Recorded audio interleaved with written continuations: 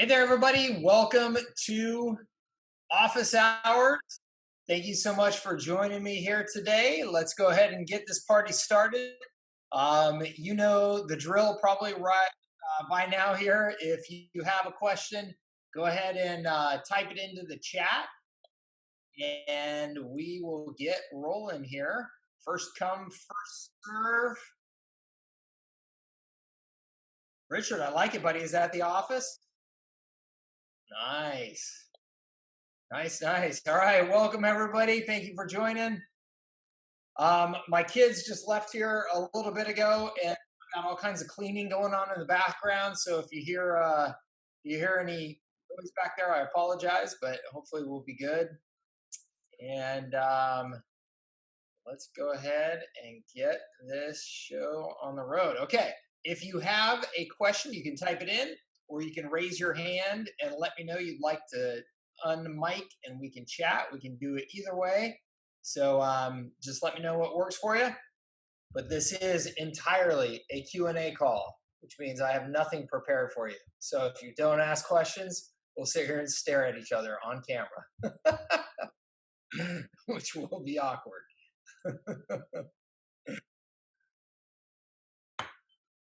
All right, awesome. Justin says, question about websites and marketing systems and pricing. Yeah, Justin, go ahead. Unmute yourself. Go for it, bud. Hey, man, how are you? I'm great. How are you, Justin? I'm good. So I posted last week in the group and you replied to it, and I just wanted to kind of reiterate a few things. And I made a bit of progress on getting some more information in and everything over the weekend. So trying to kind of figure out where I'm at. But basically your response was go with high level, $97 a month, give or take, throw in some additional things and call it a day. My kind of pullback on that was just about using high level versus potentially WordPress, just because of some of the features and everything like that. And if we had to migrate over later, then, no big deal. Problem one is it creates a lot more work on my side. So I kind of reached out to a few people. I did find a quote unquote white labeler that would build the sites and host them basically. And their whole approaches are kind of trying to compete with Wix and GoDaddy and those kind of build it yourself platforms. Mm-hmm. But they're building the site at first. So basically he said he would handle the sites and build them for $200 or $300 a site. And then they would handle hosting for about, I think it was $35 a month. So I thought about, and I wanted to get your input on using that approach, letting them build the sites, charging my client that upfront $200 or $300 fee to handle that, and then letting them do the hosting, the maintenance, the updates on the WordPress site, and then just doing an upsell on my side. So then pricing it at like $127 a month or something around there. So I'm still making $100, and I integrate the chat widget, the Twilio, and maybe a couple of other nurture campaigns. Well, let's see here. So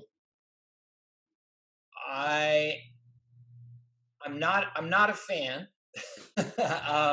And the reason why I say that is a couple of things. So one, I think that if you're building this now, you should be building this with the mindset of at least, let's call it a 5-year time horizon. Okay. Otherwise, and I believe that about everybody. Like if you're building a business and you're not thinking of at least a 5-year time horizon to build that thing up to a decent enough point to where maybe you want to exit it, maybe you want to continue to run it for a profit, continue to grow, whatever. But I think if you're thinking anything shorter than that there's a real risk. Okay. So if we look at that 5-year time frame, the additional costs that you're talking about of using some sort of outsourced solution, third-party vendor and stuff like that, the costs of that are going to be huge to your business over that period of time. Versus on the high-level platform, if you make the investment now, let's call it, I don't know how many website kind of templates you want to have built into the system, but let's just say you start with 3 today. Maybe it would cost you let's call it $500, $600, something like that, maybe, to get all of those built into high level. And now you've got, three that you can go to market with, which is plenty. Um, then the investment in that compared to what you're going to be paying this other business monthly over time is going to be astronomical. The investment in the other firm. So I think it's always critically important in business to position yourself to be the low cost provider if you can. I believe that's particularly true when you're working with small businesses. And I think that in your short term urgency, desire to kind of have an easier button, it's like, hey, I found this thing that I can just kind of turn on real quick. I think that you're going to be way, way, way. I think you're way undervaluing and underappreciating all of the tools, integration capabilities that you're going to get with high level that are going to pay off many times over in the longer term in terms of the services that you're going to be able to offer, the way that you're going to be able to monetize those customers, and then add to it the addition of the low cost structure that you'll be able to operate with. I just don't. In my experience, I just don't think there's any way that you're going to be able to beat that combo. Got it. Okay, that makes sense for sure. Yeah, I just wanted to get your input. Like I said, I've been kind of battling back and forth, and just wanted Yeah. some third party input in here. Yeah, no, absolutely. And look, I've done it. I've done it both ways. I've done it, three different ways now. I've done exactly what you're talking about doing. I've done where with Kutenda, I was essentially building my own high level, and then now with high level. Out of those three, I can tell you right now, other than the equity value clearly that I'm going to miss out on by building, Kutenda and building that platform and then trying to eventually sell that software platform, going the route of high level is by far and away going to be the most profitable and easiest because you're not going to have to make all that investment in building your own platform, but you're getting all of the benefits of having built your own platform effectively because they're a licensing model. So I couldn't recommend that you do it any other way. If you're trying to, if this is like a foundation of what you're trying to build around at your business, I wouldn't do it any other way. Got it. Cool. That's what I needed to know, man. I appreciate it. Awesome. Yeah, you bet. Thanks for the question. Let's see here. Next up, we've got Adam. Says, Adam, I would like help reviewing new website services at scale. Seems related to this. Cool. Adam, you want to unmute yourself? Oh, can you hear me? Yep. Right on. Nice back. Yeah, I marketed and sold these solar patios before, so. Oh, sweet. Anyways, can I share my screen or that's Yeah, go for it. I should be able to. Yeah, you should be able to. If you're not, let me know. Says host disabled participant sharing. Hold on. I think the settings when they did the upgrading of their security. Here we go. Has changed. Is there someone else only has one participant at a time? Okay, cool. You should be good now.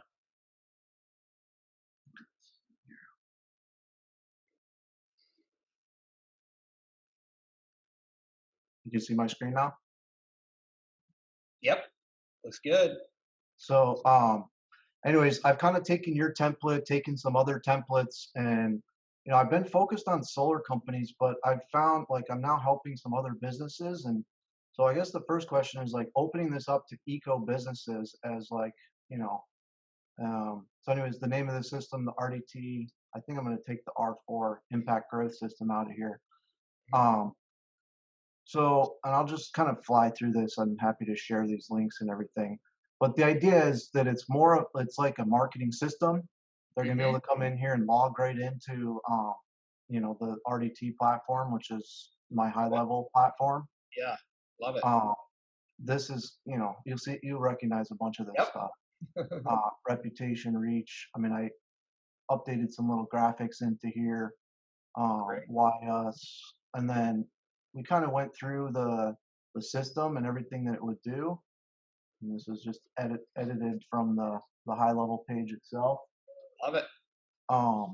Some of our work and some of the other companies that we're working with. So I have this whole entire brand, and I'm trying to figure out how to wrap this into the business model as well. But this eco-inspired living, this is a curated blog that we started, Mm-hmm. and we've got weekly shows where we're doing like Zoom, but we do it using StreamYard, so we can have like banners and like promote other businesses and stuff. Cool. So, anyways, this is our like blogging slash media site.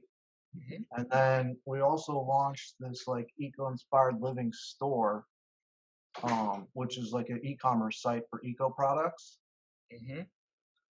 Um, and so, anyways, the whole point of so what I wanted to get to was, um, and then we've added some, all of these into here. So on the pricing and selling this as a system, Mm-hmm. I was thinking like 4 levels that are in line with, the reach, the reputation, and Mm-hmm. like having like a low like 49.95 level. Um, and basically the main system that I'm trying to sell is like 295 a month. Mm-hmm. And you get the drop-in system, and you get a weekly coaching call with myself, and then a higher level package. So like basically like a $49 entry level, which is maybe just some. And so we're just trying to get our pricing nailed down into packages, I guess. Okay. Cool. I like so let's start at the beginning here with the who you're targeting and how you're messaging that. You know the industry better and the requirements of the industry better. So anytime you broaden your messaging with an offer like this, my concerns are really twofold. One, does that messaging still speak to the audience? So are there, is there an industry of people that are, I am an eco, whatever you called it, business, and that's how we identify, so Uh-huh. that language is going to, speak to them. And then second, from a service delivery perspective, what's going to have to be different in that service delivery from customer to customer? Because the whole, well, not the whole, but a major part of the benefit of um, the structuring of your services this way and the pricing and all that good stuff is to make everything just as lean and mean and efficient as possible, both from a sales and a service delivery perspective. So if you're telling me that by broadening, you're now going to have to broaden, now I need, instead of 3 website templates, I need 21, and I need, to be able to try and keep up with all of that. You just start adding complexity to things, and with complexity comes cost structure and challenges with scaling. So because this stuff is in high level and it is very template based, that's possible. I mean, if you got a team that says, hey, we can set up all the templates, but then once the templates are set up, everything is the same on the back end. So Yeah. um, if I were offering all of these services to plumbers, but then I said I also want to do everything in the home services. I want to do roofing, kitchen remodeling, whatever. In that home services realm, everything that I set up after that initial website could be really, really close to just templated. And then I'm using dynamic variables and high level just to change some of the keywords and stuff in my follow up campaign. So everything is like still Yeah. super simple to set up. So it's up to you to evaluate, like, do you have that kind of scenario, or are you going broadly and that's going to cost you, in the form of complexity and stuff and trying to scale up? If it is, I would suggest that you keep it narrowed in as long as there's a good market there to target in that narrow focus. That makes sense. I mean, we definitely have the skill set and the ability. I mean, high level makes it so easy, like you said, to Yeah. kind of broaden this reach. but it does mean, like, because I have the template that I have right now, or the snapshot is really narrowed down to solar companies. Yeah. Um, but I mean, some of the other ideas was like, the interactive like Zoom calendar, and some of these things just apply to multiple different businesses, and we already have it built. So Yeah, totally. And if you, yeah, I mean, if you sit down and you look at those multiple businesses and you say, hey, really. So as an example, appointment-based businesses, right? Whether it's a salon or a massage therapist or whatever, they really all have the essentially the exact same business processes, right? They need to get people to book appointments, they need to follow up with those people, they need to remind them, reschedule them, get them keep on coming back in. The business processes are exactly the same. So you yeah, can create as close to a universal templated process for those businesses as you can get. And so the modification from business to business is going to be tiny. If you can look at it again and you can say, hey, in these types of customers, we can achieve that. I don't yeah, think it's a bad idea. Um, the the other the other major consideration of this is just how you're going to market to them. And I would just recommend that when it comes to your proactive outbound marketing, that you are being as laser focused as you can rather than trying a shotgun approach to this whole broader industry. So you may have the services set up so that you get the opportunistic inflow from a variety of businesses, but in terms of your outbound marketing, my experience is that you're going to end up just wasting a bunch of time and money if you don't laser focus that on a niche and really dial it in. makes sense. Maybe we start with one niche and then we offer some of those other like side services, if you will. Yeah, for sure. Start with one niche. I would be absolutely focused on one to get going for sure. Okay, that makes a lot of sense. Um, and then, I mean, the reason we started this curated blog was really um, to have content to post on all of the different Facebook pages. So I've got like 40 different Facebook pages that are all around eco-inspired living, and I was running a bunch of solar campaigns from those. But now, we hadn't really looked at this as an income stream by itself, but now like my mom's doing these like weekly shows, and so um, are we just biting off too much if we try to, you know, have a part of my team working on monetizing this media part of the business, if you will? Well, who are you? Who, who are you selling to? Are you selling to the same companies that you're selling these services to? Yeah. Because they're going to be the advertisers on this platform.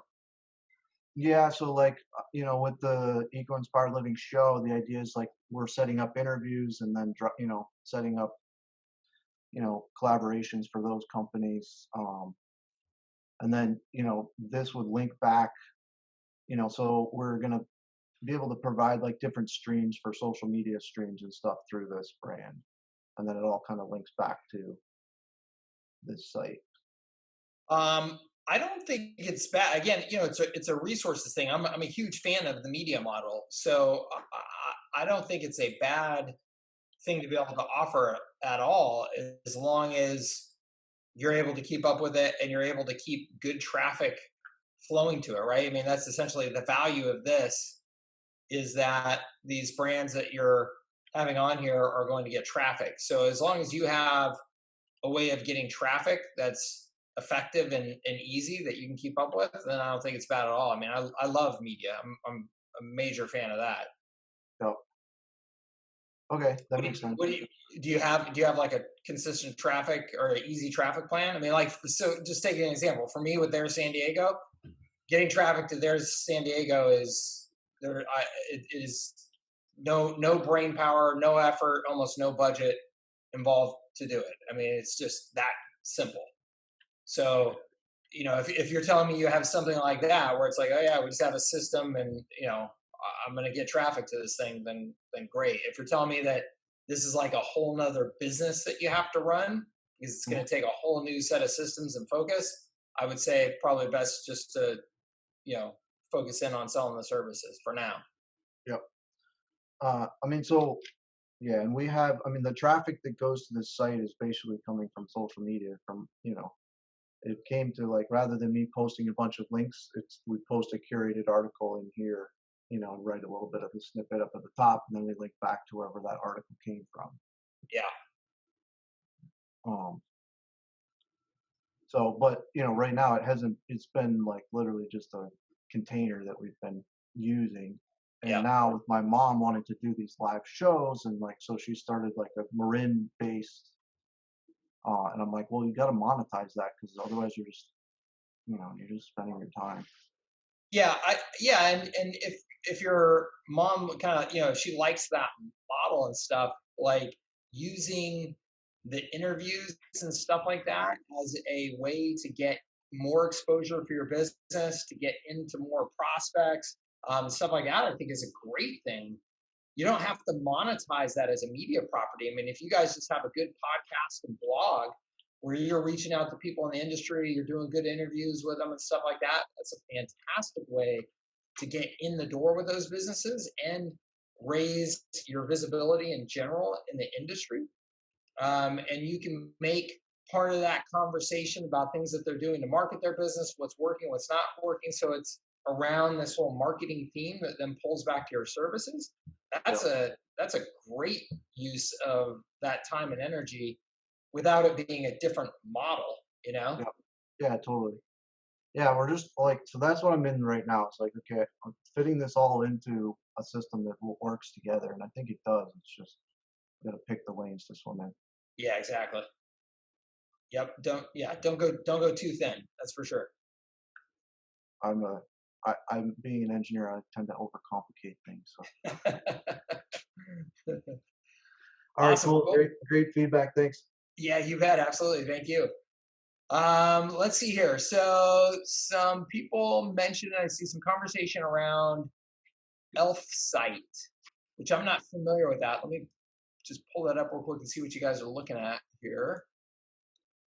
Elf Site, that what it is?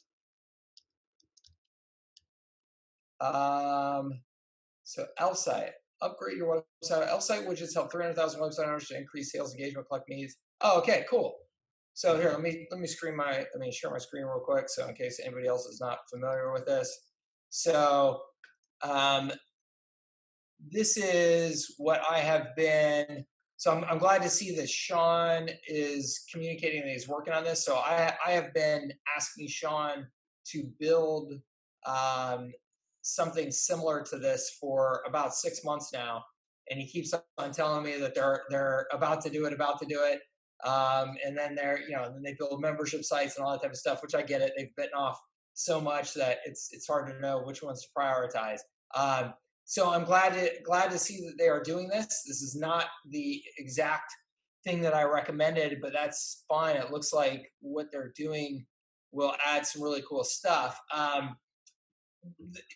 Once they have this done, or a version of this done, it's going to create so many more sales opportunities for you guys as well.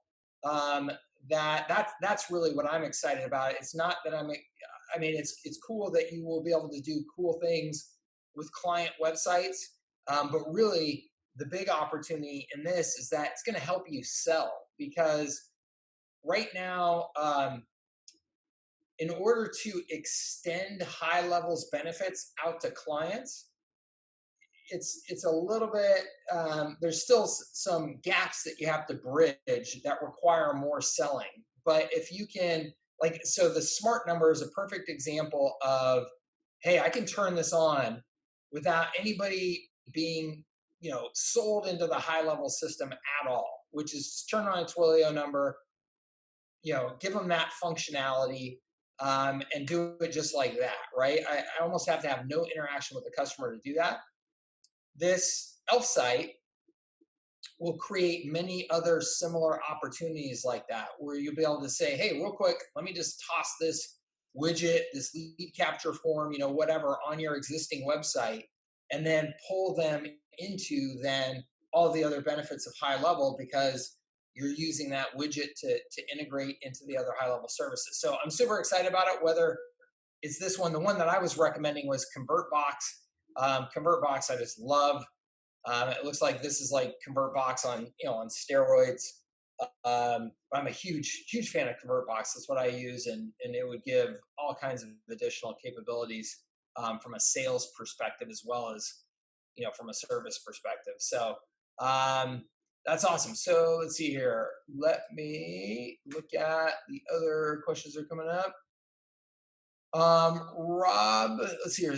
For your services, this is our website I can use to showcase and sell agency services to get B2B clients. Oh, yes. So, Rob, I think what you're asking me is, do I have like a website template to use to sell agency services? Yes, that's one of the things that's offered in the in the Services that Scale Mastermind is 3 different agency templates. So you can get those agency templates inside of there and just kind of turn those on.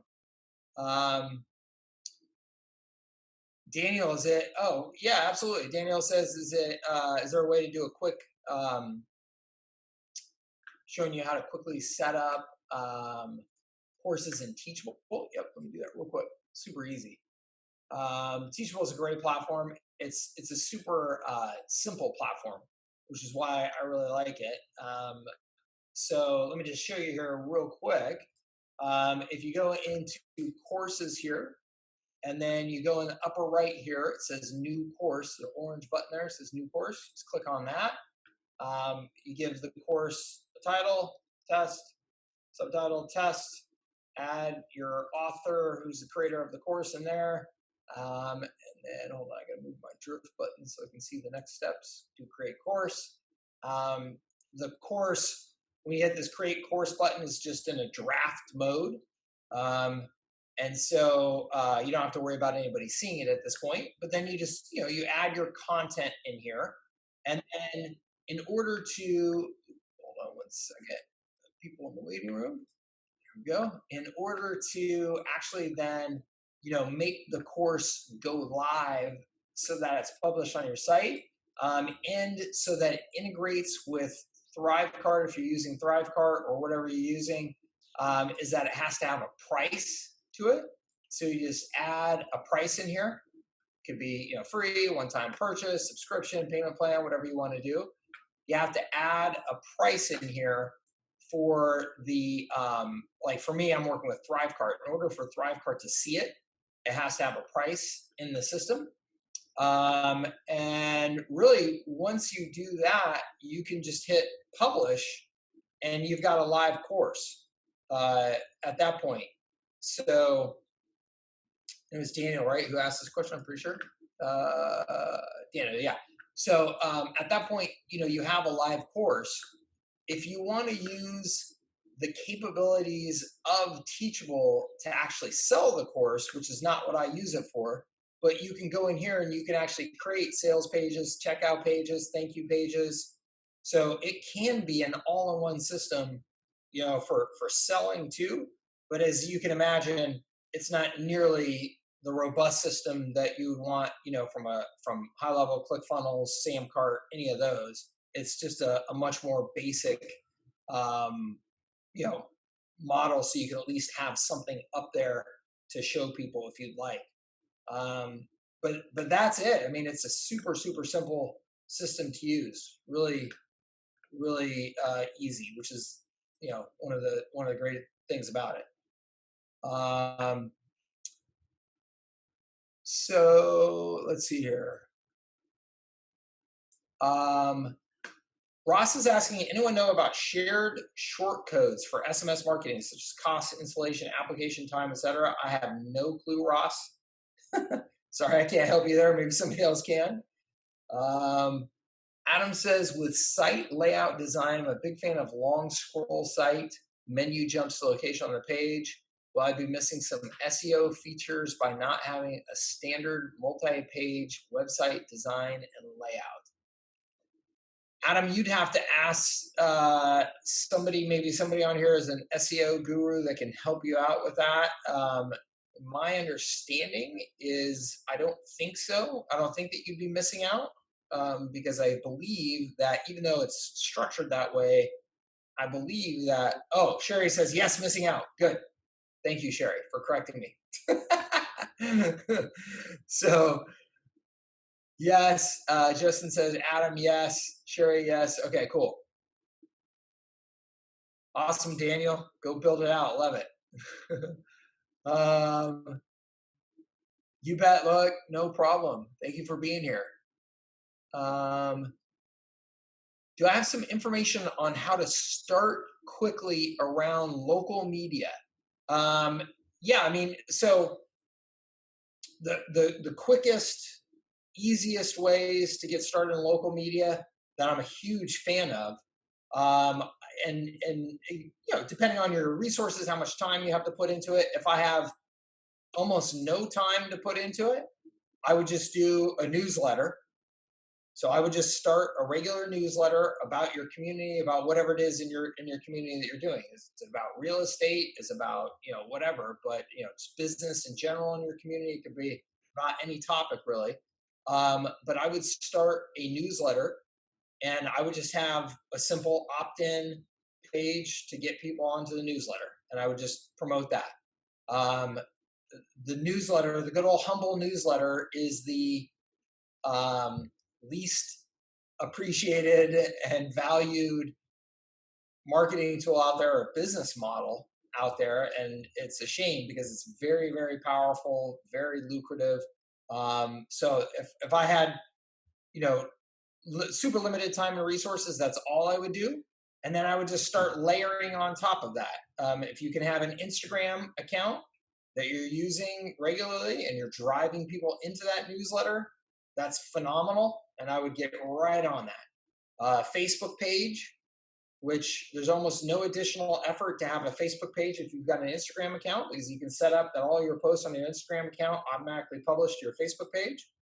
So that's another just super nice, easy addition. I would drive everybody from that to opt in to your newsletter. And then the last piece of the puzzle is, a website, right? And having a full website like I do for There San Diego. And that is a great addition, adds all kinds of benefits to your business in terms of your opportunities to sell and service.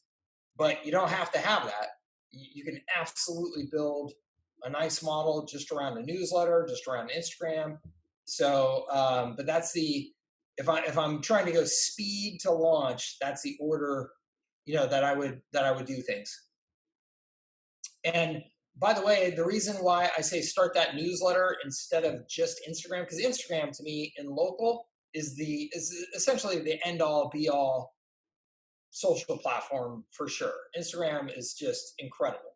The reason why I say to have the newsletter though instead of just Instagram is the newsletter gives you a way of controlling your asset, controlling your reach. You're not relying on Instagram's algorithm, one, and then two, customers really understand advertising in newsletters.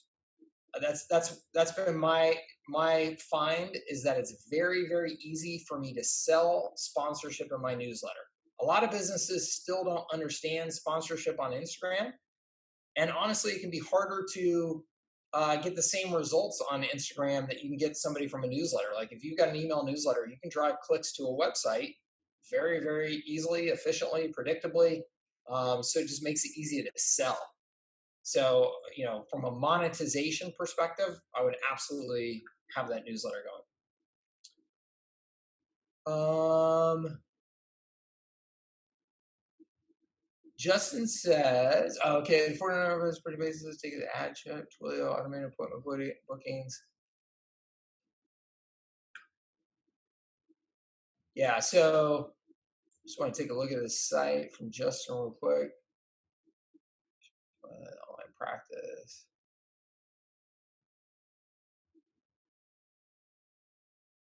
Yeah, so I like that. I like these packages, Justin. I like the structure of it, and at least at first glance, for sure. I think it looks nice. Rob says, for local leads, are you using lead pages or go high level landing pages? High level for sure. I don't. Or am I using lead ads or landing pages? I never use Facebook lead ads. ever. I always send people to landing pages. Um, that's not to say that you can't use Facebook lead ads. I think you should absolutely test it. Um, for me personally, every time I seem to test Facebook lead ads, I do worse than if I just run people to my own landing pages. I think it's because on the landing pages I have more creative freedom to, do my messaging, my imagery, all that type of stuff. Um, so certainly on anything that you're doing longer term, where it makes sense to take the time to test, I would absolutely do that. For me personally, almost everything I'm doing, I'm just sending straight to landing pages. Um, Rob says to get B2B clients, can you use high level for B2B cold calling? Yes. And cold outbound email. Mike says, were you thinking restaurants as clients when you mentioned that some of our clients would abuse their SMS sends with many thousands sent in 1 month? Or are you saying this overuse goes across all niches? Mike, I don't know that I was saying that somebody would abuse that. I think that, I mean, it could be in any niche. I think certainly some niches are going to be more ripe for abuse, if you will, but I wouldn't call it abuse. I mean, if they're sending SMS messages, good for them. I would just make sure that you have the ability to charge them if they go beyond certain boundaries, right? So, you just have to keep an eye on that, and you can just have, upsell packages where, hey, if you go over X thousand sends per month, then you have to pay for an additional package of minutes or whatever. So I would just make sure you just have that as a clause in your agreement that you can just upsell them to.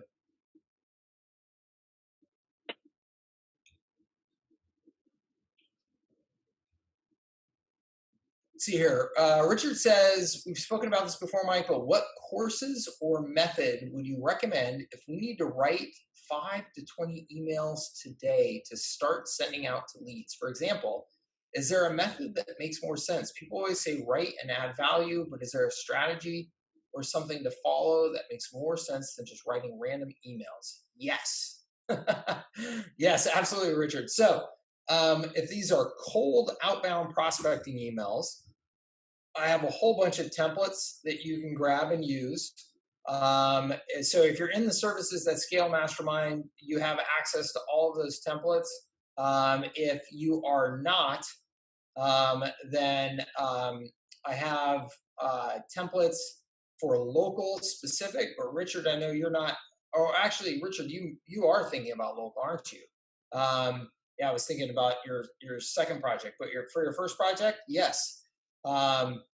So in terms of structuring them, yeah, I have for cold outbound, I have a few different formulas in terms of thinking through how to do prospecting. Now, prospecting emails are different from like an ongoing nurture sequence where you're really focused on adding value. Okay, so Richard, for a prospecting sequence, I'm trying to get a response right away, and the objective is almost 100% around that response. And so my emails are totally different than if I'm doing some sort of longer term nurturing. And so, as an example, if I'm doing B2B prospecting emails, my emails will oftentimes have just a very brief, you know, um, uh, statement around what my value proposition is. Okay, so hi Richard, reaching out to you because we help other businesses do X, Y, and Z. The typical value proposition statement without the pain. And this time, for Patrick, we did the same thing, and here were his results. If this is something that's of interest to you, I'd appreciate the opportunity to just get 15 minutes on the call to introduce myself. And that's it. So just very brief, very to the point. I assume when it comes to cold prospecting that they're not going to read a big long email from me. I just need to go direct. I need to say exactly why I'm reaching out to them and exactly what I would like the next step to be.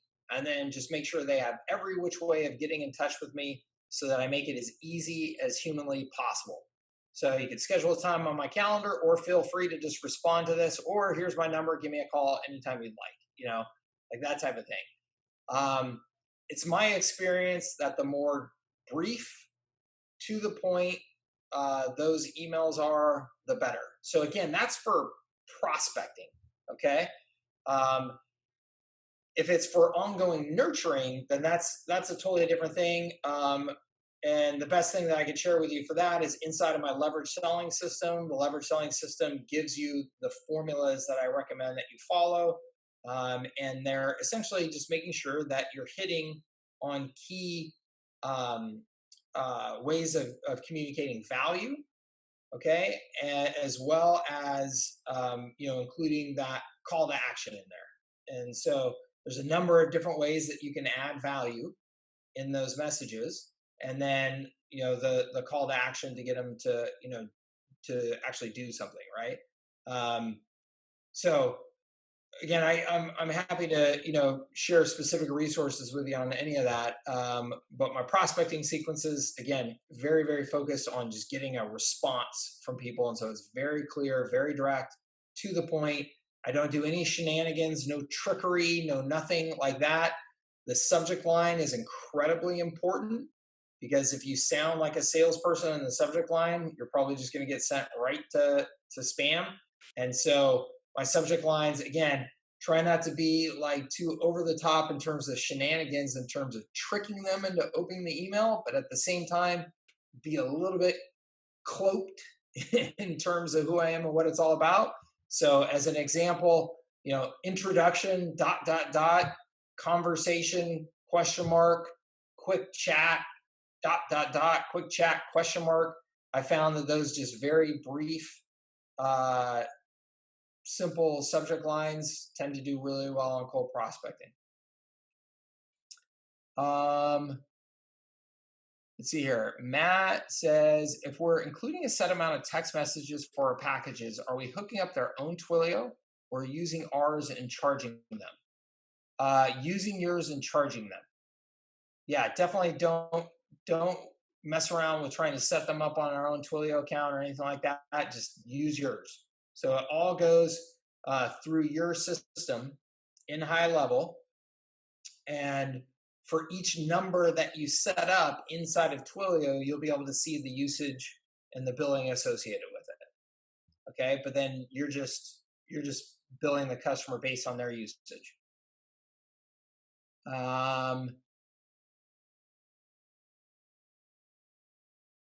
Okay, I don't have any customers. What is the quickest way to find 3 to 5 or more? The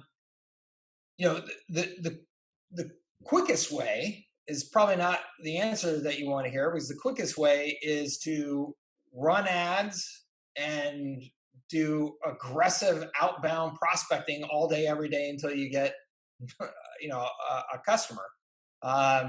So sit your butt down and work like crazy, and invest in ads to raise your visibility as much as possible. If you say, I don't have the money to invest in ads, then just do outbound prospecting all day long, and do that in a way that you're adding as much value as possible while you're prospecting.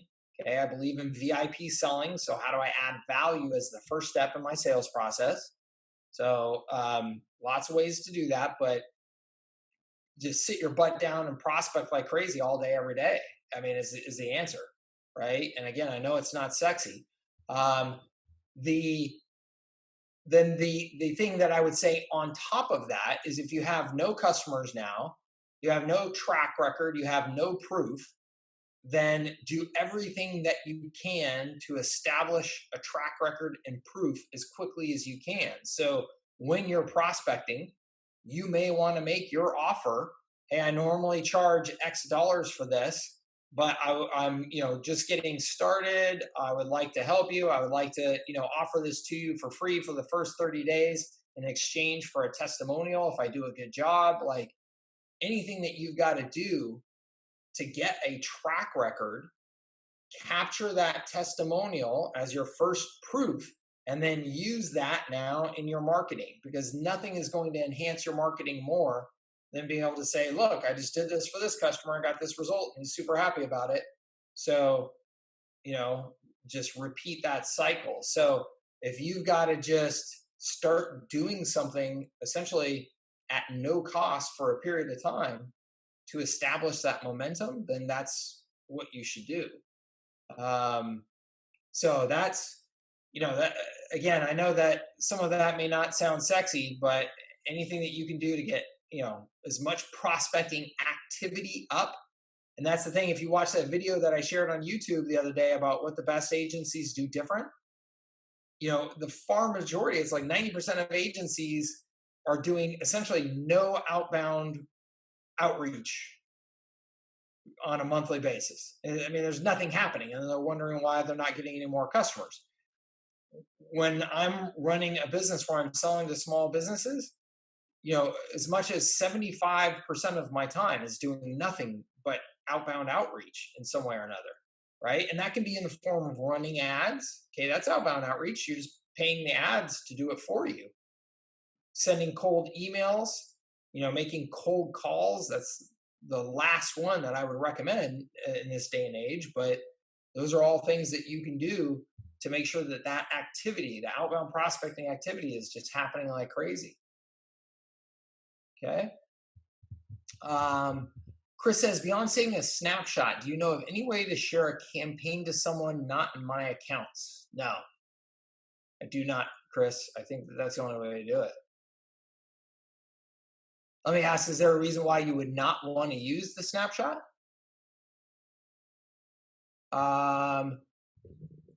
So basically, I've got a friend that I've got a really long-term nurture campaign for agencies, right? And I've got a friend, another agency owner that I want to share this campaign with. I'm just trying to figure out how to share it with him. So I guess I'm just going to make a snapshot of my account and share that with him. Yeah, and so what you can do, just to make sure is like, if you're like, hey, I only want to share with them this, so to set up a new location in High Level, just copy the resource that you want, and then make a snapshot from that. Yeah. Okay. Cool. Yeah. Let's see here. Mike Chapman says, does having Agency Unlimited plus white label app for my clients basically replace my clients' need to have their own custom native app built? Well, Mike, so I guess why would they need to have their own custom native app? What specifically is that referring to? What do they need a custom native app for?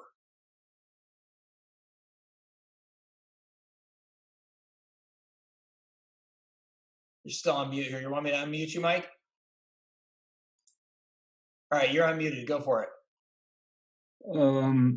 Customer communication. So existing customer base. Lead capture. So for any prospecting campaigns that are occurring in real time, to be able to communicate immediately with the prospects, especially during missed calls or any event like that. Yep. Which you can do from a native app, but you can also they could also do that from their app from my High Level platform. Correct. Yes. Okay. So yes, in the scenarios that you're describing, essentially yes, if you have the white label functionality plus Agency Unlimited, what you'll be able to do is extend all of the capabilities of High Level, if you will, to a customer, so that they can use that as an entirely self-service system of their own. Or you could combine it with some of your services to kind of help them with it, as an agency services on top of that. You can kind of do whatever the heck you want with it, because it really is like you've got your own platform. Then with my clients using the app, it's going to show my branding on there when they're corresponding with their customers and prospects. No? No. I mean, no. You can set it up so that it's their, their branding. Yeah. Okay. And in terms of Yeah, in terms of their regular communication. So if they send an email out of the system, I mean, that's going to be their email, their brand, all that stuff. Great. Okay. Was that one of the main features that they had in mind when they created High Level, was to provide that type of service to replace the need for a native app? Yeah, I think that one of their objectives is that agencies would be able to offer software as a service so that they have a Yeah. sticky, high value service that doesn't require them to do labor intensive work, so that there's always going to be something at the foundation of their services that's sticky and it's based on something tangible. So yes, I think that that's one of their primary, objectives behind being able to do that. So with that level of service where we're supplying or providing for a monthly ongoing fee, the website is a service for an example, as well as what amounts to a native app uh, as a service. Yeah, are you asking what price point I would recommend? That would be an excellent question. Yes, I'm just wrapping my brain around the whole idea of what I have. Yeah, but yes, thank you. Yeah, sure. I think it depends on the market that you're going after. You've got to tailor all this to the market, because some markets are not going to fully utilize or appreciate all of the capabilities that High Level has. And Yeah. then other markets, would push the envelope of using everything that's in there, right? So as an example, a restaurant is is going to use probably much less of the functionality, the total functionality of High Level, um, but they're going to use certain aspects of it really intensely. So and their price points that they're used to being sold at and all that stuff are probably lower than if you were using this, let's say, for a law firm. For a law firm, they could be using a different set of services, using them in a different way, and pay a totally different price. So you've got to tailor it to the market that you're going after, and it's like a totally across the board question in terms of some people are charging almost nothing for High Level, and some people are charging $1,000 a month, or whatever it is. So for blue collar plumber roofer, I think that certainly if you're doing the website bundled in there and you're selling access to the platform, again, I would sell access to the platform as part of a system. So if I Right. was doing that in that market, I would say anywhere from that 97 for the website with basic functionality up to, there's certainly some in that market that would pay, up to a 997, depending on what all you've got wrapped in there, and you're making the software a foundation of the overall system. I would not be selling the software independently as a thing. Does that make sense?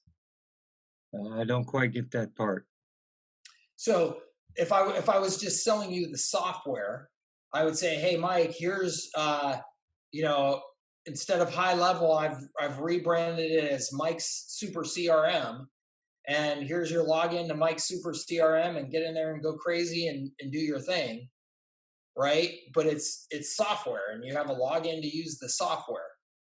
Versus if I was selling you my marketing system for plumbers, I would be selling you my marketing system includes website, it includes campaigns, it includes SMS, it includes calendaring, it includes chat functionality. These are all part of my comprehensive system to grow your business. And you'll Mm. access all of them through one login that I've created, that you now have access to see how all of those services are working. You can modify them, you can check the statistics on them, you can do all that type of stuff and get access to all of your customer data through that one system. Okay. So I'm not selling the software, I'm selling my system, and the software is a major benefit of how you're going to be using that system that adds tangibility and stickiness to it. Yeah. Uh, I'll finish with this if I can give everybody else a chance here. But just simply the concept of lead capture Mm-hmm. or nurturing as a service.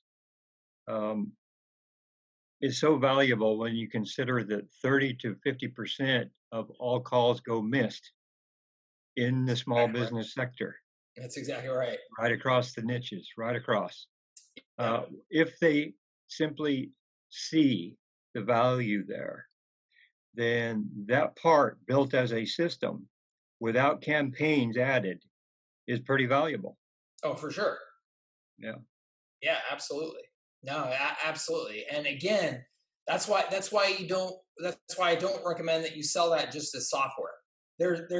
There's already 1,000 different software solutions that would solve that problem for them if they knew how to buy software and set up software and use it. Okay. So they don't need you for that. But if you sell a marketing system that solves a problem and software is a core component of how you're doing that, it's a totally different value proposition. Very good. All right. Thanks. Cool. Yeah, absolutely. Thank you. All right, let's see here. Rob says, am I using high level for birthday marketing campaigns? I'm just about to start that, Rob, but I highly recommend that you do. You can run them right through high level super effectively. Jacob says, Mike, I didn't see an opt-in to the newsletter on their San Diego's website. Is there a reason you don't have one, or did I just miss it? Also, do you recommend building out the media asset through high level and not ClickFunnels these days? So the media asset itself, I would still recommend building on WordPress, not on high level or ClickFunnels. Okay. The actual capturing of leads and landing pages and stuff, I would do through high level or ClickFunnels, whichever you're using. Obviously I'm a big fan of high level. If you're doing any sort of agency services or anything like that, I think that you should be using that now. The reason why you don't see an opt-in to my newsletter on Air San Diego is probably something is screwed up right now at the moment. But I would say that 95% of my opt-ins don't come from people coming to my site and opting in. They come from me running campaigns. I run campaigns, giveaway contests, things like that. That's by far and away how I generate my list. Dramatically faster and easier. I mean, if you have a pop-up on your website and you're asking visitors who come to your content to opt in, if you get 2% of visitors to opt in, pretty good. 5%, really good. Versus if I run an ad that says come opt in, I'll get 35%, 40%. If I'm doing a good giveaway contest, I'll get 70%. So all of my list building focus is really there. And I'm really, the fact that, you're not seeing my newsletter opt in on my website is stupid, and I need to fix that. But it's really not a big concern of mine because that's just not, it's such a small percentage of how my list grows. You bet, Jacob. Let's see here. Rob says, am I using high levels for contests? Okay, so the way that I do contests now is, really two things. UpViral. So UpViral is the contest management and sharing platform that I use. That's what I've used for, forever. And then I just use simple landing pages. So just drive somebody to a landing page, they opt in. They're in high level now. The high level system helps me pick the winner, get some viral sharing from it, stuff like that. I just saw it today, by the way. I haven't checked it out yet, but I'm going to. And I recommend that anybody who's looking at contests does. King Sumo from sumo.com or AppSumo. They've got a $49 lifetime deal that they just announced today, I saw. That's a pretty darn good deal. When I looked at it, and this was quite some time ago, I didn't like some of the functionality on it, and so I ended up still sticking with UpViral, and I like UpViral. But at $49 lifetime deal, you can definitely check it out. Yeah, if you've got UpViral lifetime, don't sweat it. Just use UpViral; it's perfectly good. Thank you, Patrick. Richard says, what would you say, or what would you say your main method of just growing and getting customers is simply add to opt in and then maybe an upsell or something and tons of email follow up? Yes, Richard. So that is by far in a way my number one way now for sure. I've done it, other ways, of course. Heavy outbound prospecting was what I did for years and years and years before some of the ads and funnels and all that type of stuff.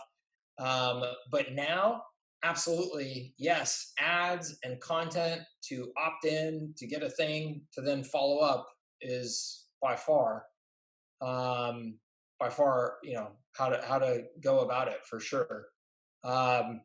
And then depending, Richard, on what you're selling, as you and I have discussed, it's, do I need to send somebody to a call, right? Do I need to get somebody on the phone to call them to then close the deal? So in services, I find that that's almost always the case. In selling to small businesses, there's almost always going to be at some point or another where I get on the phone and have a quick call with them to get the deal done. If I am selling, information products and things like that, then, no, that's not necessary. You can just send somebody straight to a page and get them to buy.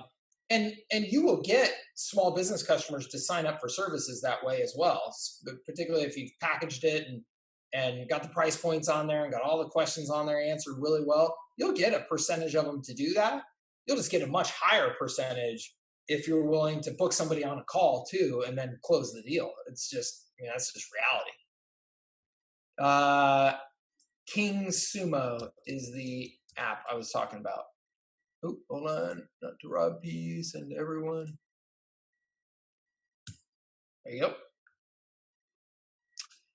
Dustin says, I could be wrong, but King Sumo doesn't allow you to capture any info other than email. Oh, got it. Well, then that would be a bummer for sure. Yeah, so I've got to tell you, I wanted to be a huge fan of AppSumo, or not AppSumo, Sumo. I wanted to be a big fan of theirs, and I was a customer of theirs forever.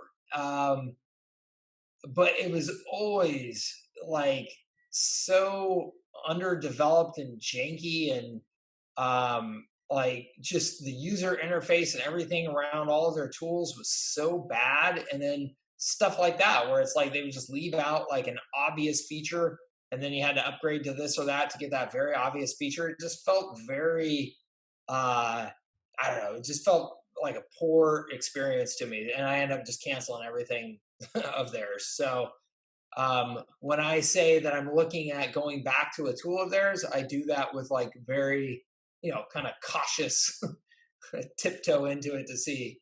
And I would recommend that you be super thoughtful about it yourself. All right, we're at 1 hour and 7 minutes. Let me know any other questions that you have, and I will do my best to answer them. I love these calls. Thank you, everybody, so much for joining on these calls. I find it to be super helpful to hear the things that are in your mind and the questions that you have and stuff like that. And I hope that you guys are getting good value out of it too. And if you have any other questions, go ahead and fire them in or raise your hand or whatever. Otherwise, we have these calls every Tuesday right now. So we'll be back next week and you can fire away then as well.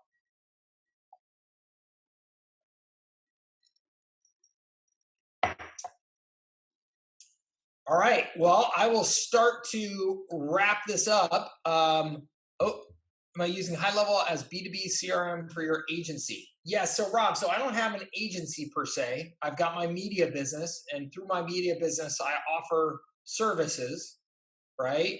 But yes, I am using High Level exclusively for that now for the first time I've got to believe since Pipedrive was founded. I just canceled my Pipedrive account. I've literally had a Pipedrive CRM account for, I don't know, I think it's a dozen years, maybe 15 years. I don't know how old they are, something like that.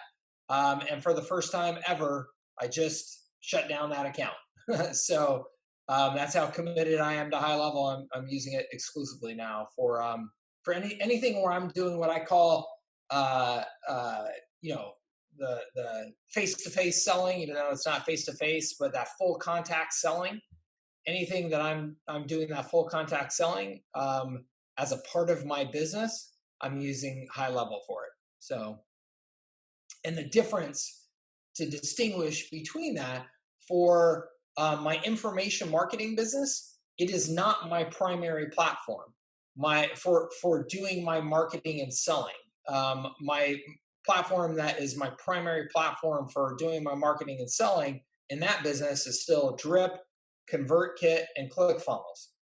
But if you go onto any of my funnels now, you'll see my chat widget from High Level is on there. And that's because for a certain percentage of my customers, I know that they want to do the full contact selling, right? They want to chat, they want to ask questions, they want to, whatever. So now I have that on there, which I never had before, or I did it through Drift, which was had some limited functionality for me. Now that's in High Level. So now I'm getting a more robust full contact sales experience when people need it. And anybody that buys anything from me now in my information marketing business is now in High Level. So if you buy any of my courses, you're now being synced over into High Level. So now I have all of your customer information there. I've got your SMS number. I know what you bought. I know what you're thinking about buying. So that way I can start doing more robust full contact selling in that as well, in the forms of SMS messages, getting people on my calendar if I need to have a conversation, stuff like that. So in the information marketing business, I'm still using other tools as well because they're much more robust marketing tools. Okay, High Level is still not the easiest tool to do a great marketing email in and have it, lead to whatever I want it to lead in. It's still not as easy to do it in that as it is in ConvertKit or Drip. It's catching up quickly though. It's catching up very quickly. But I still run them side by side for now. Okay. Rob, do I cover CRM layout in the services that scale? So I have not yet, but I will absolutely do that. The biggest reason why I have not yet, Rob, is that High Level CRM functionality until very recently was not really CRM functionality. I got to be honest with you. They call it a CRM, but I think that's just because of lack of better language to label it as. It's just now, in my opinion, becoming a decent CRM. And so the distinction there for me, CRM, customer relationship management, okay? Customer relationship management means to me that I should have all of the details about my customer relationship easily accessible and visible so that I can manage that relationship, customer relationship management. High Level has not been great at that. What it's been great at is integration of some cool sales marketing tools with some customer information collected in there as well. It is now, over the last 6 months, 9 months, it's became glaringly obvious that they have to develop the CRM functionality to it. And they have put in a lot of work to do that now, and it's getting dramatically better, even just in the last 3 weeks. And it will continue to get dramatically better here in the coming months because they know it, and it's a big focus of their investment. And so I will absolutely put CRM training in the services that Scale Mastermind around that because I am a huge advocate of the structure of your CRM being a real advantage to you in your sales marketing process when done properly. So I will gladly do that. And let's see here. Chris says, do you know if High Level will ever get Office 365 integration? I have no idea. And Chris, I'm the worst person to talk to about anything Microsoft related because I'm just like, what are you still doing on any of those platforms? You should be on Mac. You should be on Google. That's it. I do not know though, Chris. It's a good question.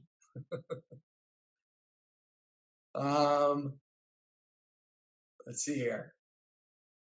All right, cool. Look, gang, I think I'm going to wrap this sucker up. I realized after the last couple of calls, I was like, oh, geez, I got to start containing these things a little bit because I'll sit on here for 3 hours with you guys and yak. but I still got work to do too. We've all got to go build our empires.